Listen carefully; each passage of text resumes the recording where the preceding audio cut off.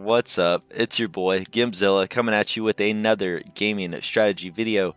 This week we are looking at the hidden shrine of Tamoachan. This is going to be a DM tactics video, and it's always broken down into three parts. First is going to be my experience with the dungeon. Second is going to be story hooks and plot links to bring your players in.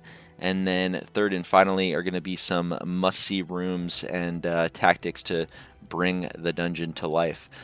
So with that, let's dive right in. All right, and as always, start by hitting the like and subscribe button for more D&D content in the future. But with my initial thoughts and perspective on Shrine of Tamoachan, um, just a gut rating, like initial thoughts, I would definitely give it at least an 8 out of 10. I think that it has an easy enough story plot, an easy enough story hook, a great environment and great setting. I would absolutely encourage any player to attempt to include this in essentially any campaign, and we'll get into that more with the story hooks. As far as my direct experience with the dungeon, I'm happy to say that I get to offer like at least a unique perspective on it. Whereas a lot of players, looking at the diorama here, you see it has a temple on top and tails out to the lower chambers.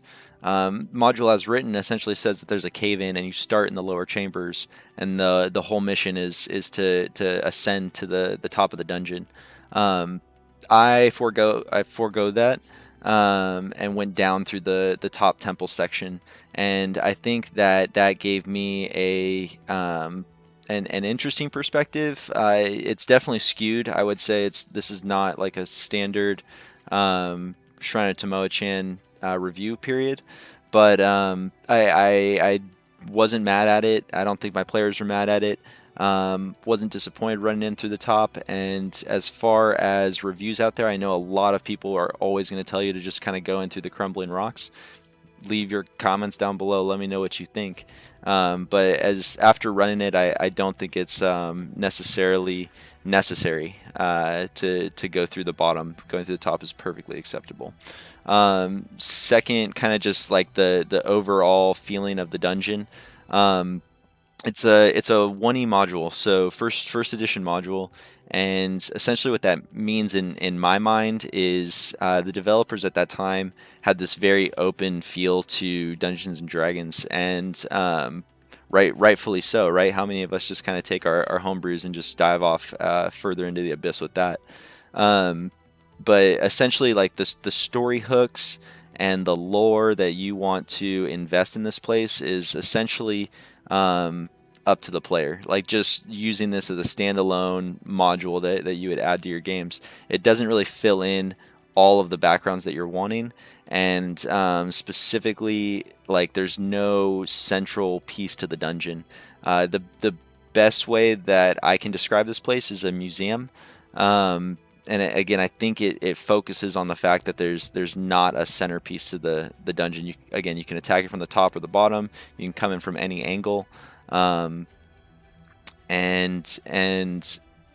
the problem with that is you would expect a climax in the middle, but it just never really peaks. There's nothing that's going to say, yes, I came here and I got exactly what I wanted, and now I need to get out. Like the whole feeling the entire time is essentially like, don't touch stuff and get out of here as soon as you can. Just to stay on the topic of a museum, just a couple room examples, like just room one for example. All this is a key and a door, and there's 7 dioramas in the room, and they need to find the key in the diorama and put it in the door.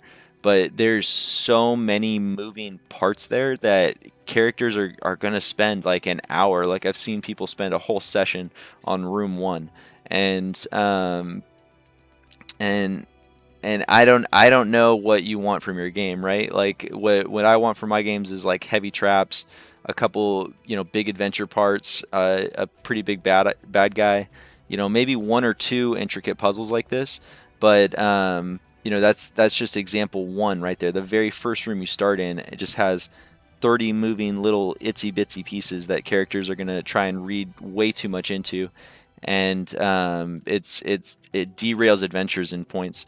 Another example here is you have the statue room. where they essentially just can't touch the statues or disturb them. Otherwise, these creatures spawn.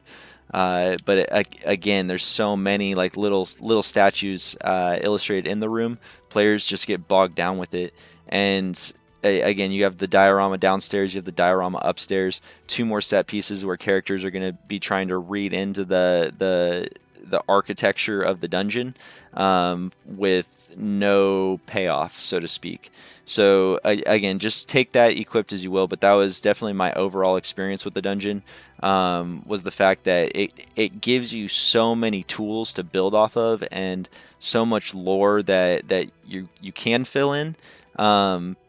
But at the same time, it also gives you a very fast entrance, a very fast plot, something that you can throw into essentially any campaign. So it's really this dungeon more so than anything else that I've reviewed.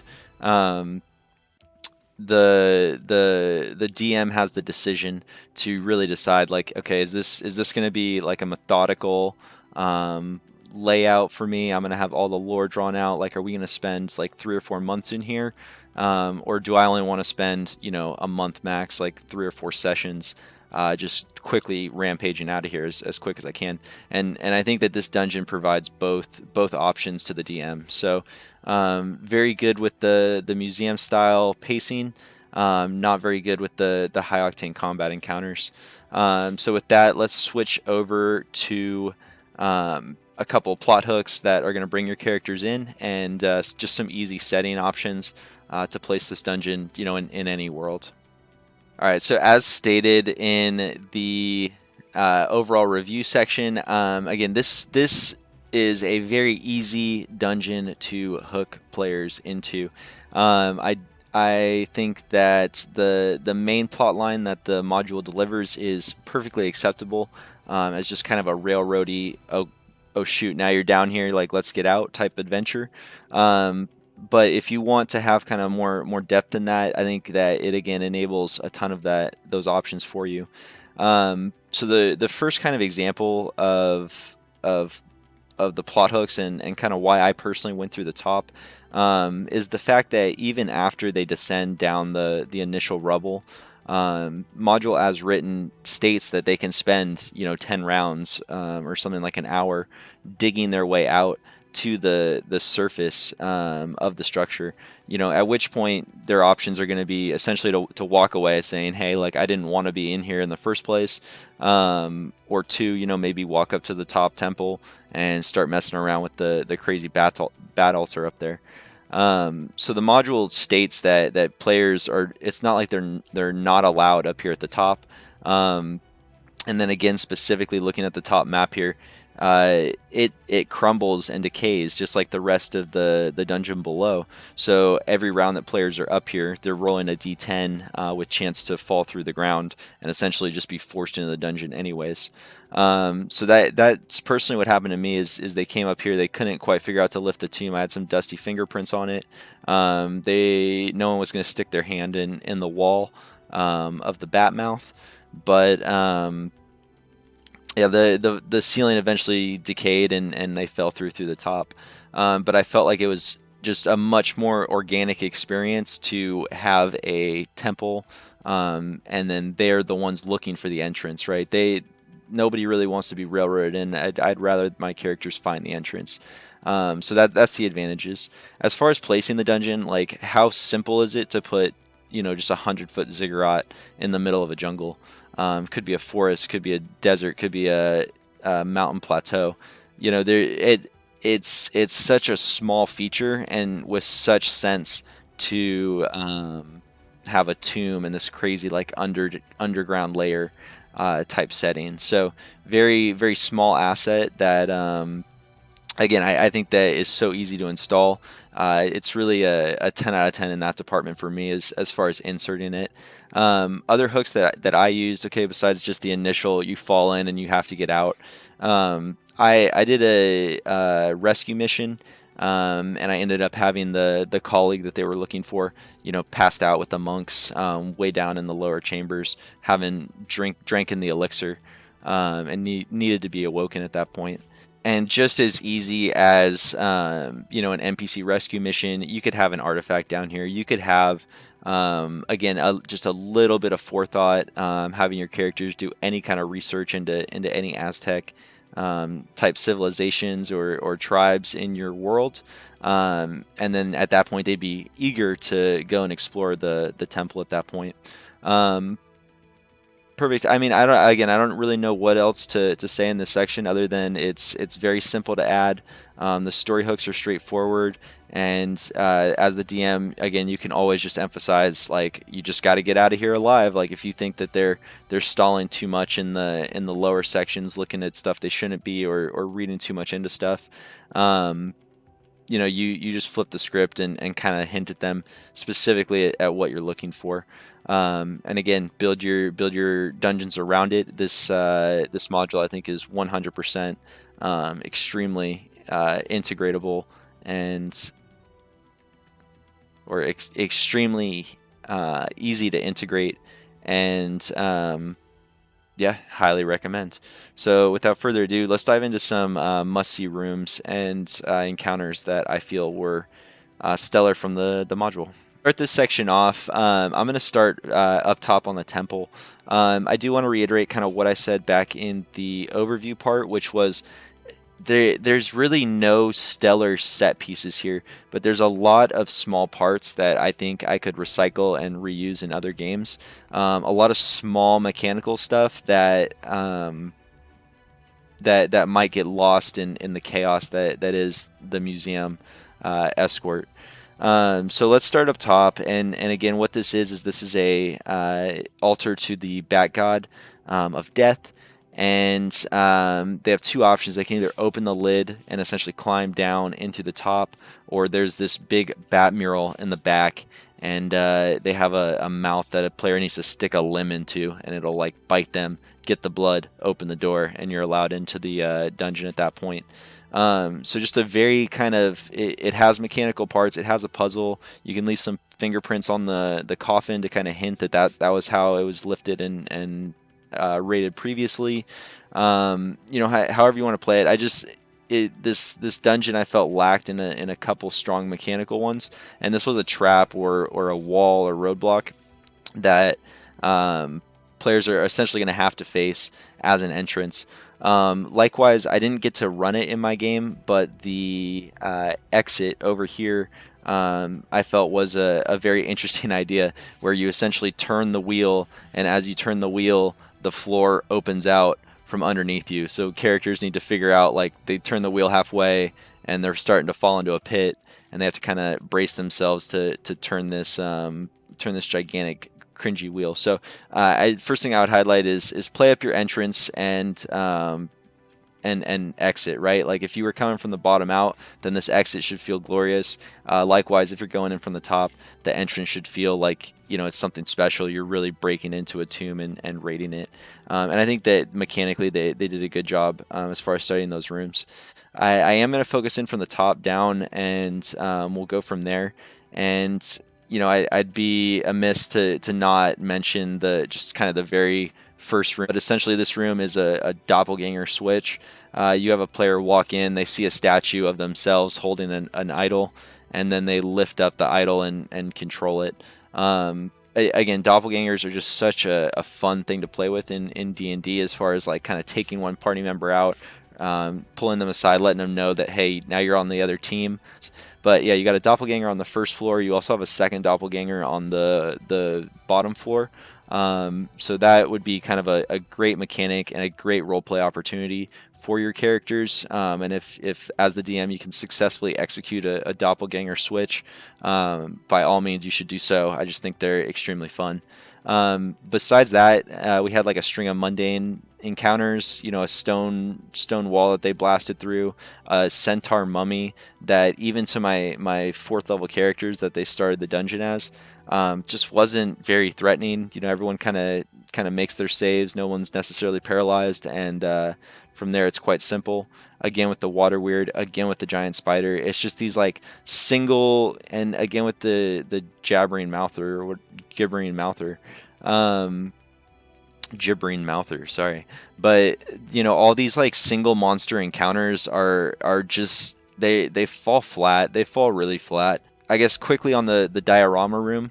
Again, I mentioned it in the story hooks. I mentioned it in the overview. It's up to the DM on like what they want to do with this. I mean, really, the room itself, the trap for the room is if you step off the path, you're going to take damage.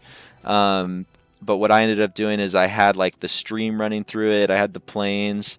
I had these things like trying to tantalize these people off the road. And I had the stream end in like a little pond and said there was some key or something over there, and basically made my players go off the path because otherwise they were just like, oh, I just, walk to the door and get out of here. Is there anything interesting in the room? And I'm like, this diorama is in here. And that's like it. I planned it more as just kind of an in and out. I didn't want this to be some overarching mission.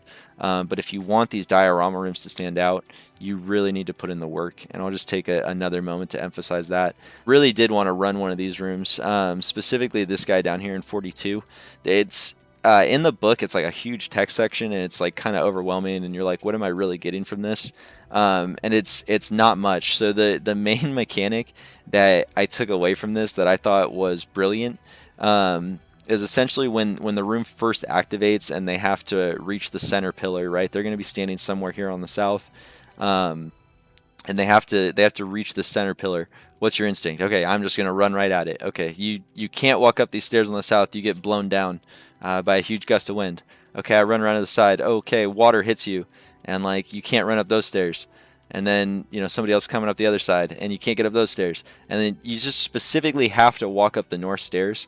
And it sounds so simple, but like it's also mechanical, right? I really look for the mechanical puzzles as much as I can in D&D, something to get like the player thinking as much as possible, because I just really genuinely don't like when games get to a point where it's like I roll for investigation and I roll for perception, and this is like a physical mechanic that it's just like easy enough to figure out that characters won't be frustrated by it, but difficult enough that you're not just saying I roll a dice to solve the issue. Like you actually have to physically go around to the north and come down and solve the issue. So besides that, it's just a couple engagements with a couple creatures.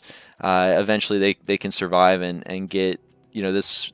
I wanted this to be kind of a lore section because again it's such a cool feature where the ghost kind of comes to life and then evaporates out of the temple. But as far as my takeaway, again, that simple mechanical approach to this puzzle is great just to get the players going. Again, they feel accomplished even solving such a mundane puzzle, and again, they're not solving problems with dice rolls. So again, a very cool room in my mind, something I'm going to be using in my future games. The next thing that I found really interesting up here on the top floor was these stairs, and I think that most people running from the bottom up won't appreciate these stairs, but I definitely had a player death on these stairs. That was something that was basically inevitable with how my party was acting and rolling. But essentially, if you read the module fully, the room directly after this has a pile of boulders blocking the entrance. Like there's visible light to this stairway behind it, but there's boulders in the way. Okay, so if I'm coming from the top down, then there's light coming through it, and there's boulders in the way to get out of here, right? Essentially, my players made it halfway down the stairs, pull out the dragon, and start breathing steam on them. They panic and like run to the bottom where they're just like trapped in this like dragon steam vault, and just roll terribly. Can't move the boulders. Nobody thinks to even like go and approach the dragon, as it just sits happily up on top of the stairs breathing steam on them. Again, it worked out really well from the top, and I just kind of wanted to highlight that for a second because that was one of the encounters that I felt was uniquely better coming from the top down. So I will state my bottom level was a little bit unorthodox. They came in here, slayed the snakes, dealt with the monkeys, cleared out this room. Clearing out this room, according to the module, there's a map to the dungeon in here. So my players essentially got a map. They saw that the dungeon extended further right, and they didn't explore any of these kind of back rooms right here. So these are pieces that you could tie in and make them mandatory and have them kind of be a central ending piece. As far as the perspective top down, they had a map right here. They saw that they had to go kind of deeper into the dungeon, and chose to just basically skip this whole place and come down. It's a Shrine of Tamoachan review without a good old game of pelota ball. So this is a must-run room, like a 100%. You can run it. You can run it however. No, you can't really run it however you want. You can run it. You can run it according to the module and still have a wicked good time.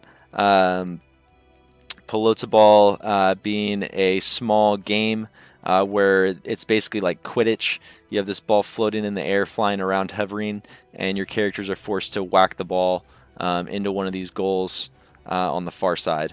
While every single turn, the NPC ball is going to be flying directly towards its goal to score on the players. Right? As far as book is written, just a hermit crab blocking your adventures is not going to do anything.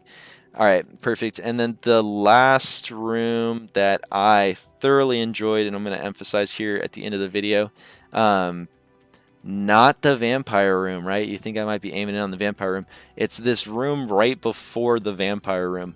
And it's so subtle but so good. And the map reveals these like urns and another door.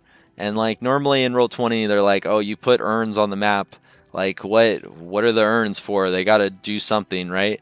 And I'm like, no, they're just these like jars sitting up on the racks above your head. And they're like, okay, I'll pull one down. And it was, had a cap on it because these things are filled with sleeping gas. And players just like put them back like mundanely, and then I'm like, okay, yeah, now you have to pull open this next door, and it's shimmied tight, so they get like 3 or 4 players to jump on the door and all tug it at the same time. Door throws open, knocks the shelves down, poison gas or sleeping gas falls in, and ended up knocking out like 2 or 3 players. That they ended up not even facing the vampire and dragging their unconscious comrades out here through the rubble, where I let them dig out for the end of my adventure. I hope you guys enjoyed it. I'm just going to wrap it up. I don't like to ramble on too long with these things, but again, Shrine of Tamoachan, I would give it 8 out of 10. Very easy to place, easy story hooks, and a couple of very fun mechanical endeavors for your players to tinker around and mess with. So, as always, guys, Gimpzilla, I will see you all next time.